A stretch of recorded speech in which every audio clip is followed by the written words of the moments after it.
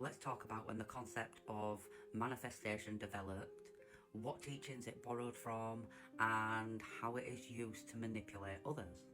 What we commonly call manifestation today is not ancient unified doctrine, it's modern, watered down, distorted synthesis. Its roots trace back to philosophical and spiritual traditions, such as early Hindu and Buddhist teachings, Hermetic systems, and later Stoic philosophies. But those systems were not claiming that thoughts alone directly generate external outcome, like money, relationships, and opportunities. They were more concerned with perception, inner state, suffering, and behaviour. How you interpret reality, not how you control it.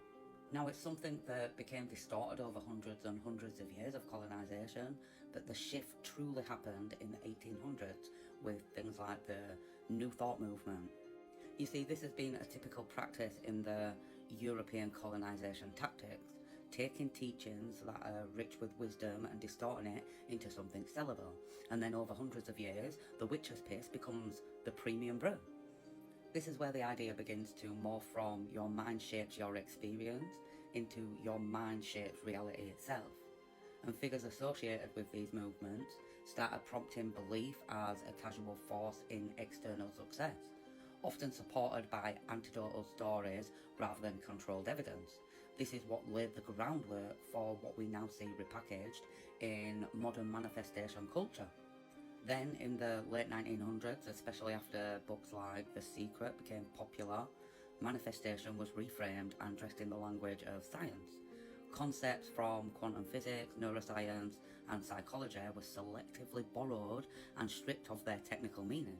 Terms like energy, frequency, vibration, and even the observer's effect get redefined to imply that human thought has a direct influence over external reality.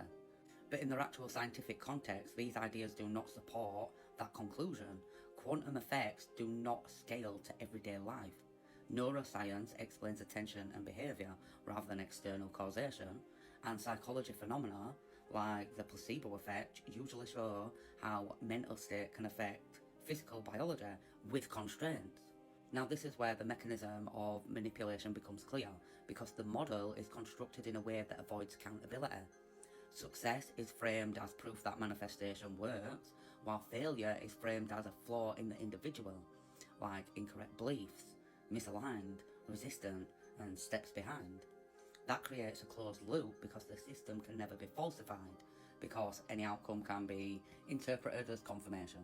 Then to top it off, it has a few built-in contradictions.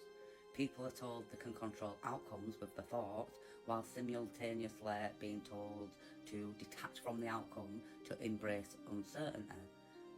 But one asserts control and the other removes it. So you're selling certainty whilst preaching uncertainty. And then people are told that all the answers are within, while simultaneously being told that they need to pay others to access it, with coaching, courses and guidance. Both these strategies create a psychological bind.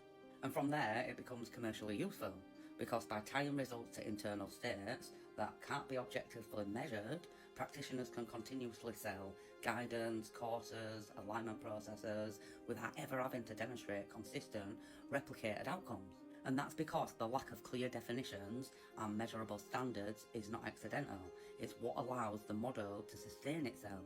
Manifestation, as it's sold today, is not a proven system for influencing reality. It's a reinterpretation of older philosophical ideas combined with selectively misaligned science, structured in a way that makes it resistant to disprove, and highly adaptable for persuasion. Now, that don't mean that mindset, focus, or behaviour doesn't matter. They clearly do. But that's a very different claim from saying that thoughts alone shape your external reality. And understanding that distinction is what separates influence from illusion.